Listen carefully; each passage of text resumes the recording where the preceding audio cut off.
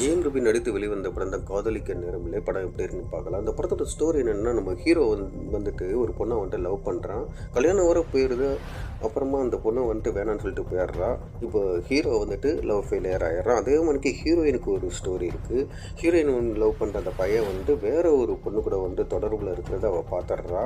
பார்த்ததுக்கப்புறமா heroine நீ வேணான்னு சொல்லிட்டு அவ வந்துட்டு போயிடுறா. இப்போ ஹீரோயினுக்கு லவ் ஃபெயிலியர் ஆகி போயிடுது. இப்போ இவங்க 2 பேரும் சேர்றாங்க. ஹீரோவும் ஹீரோயினும் இவங்க 2 பேரும் சேர்றாங்க. இவங்க 2 பேர் இடையே ஏற்படுற அந்த லவ் இதெல்லாம் தான் இந்த படத்தோட ஸ்டோரியா சொல்லப்படுது.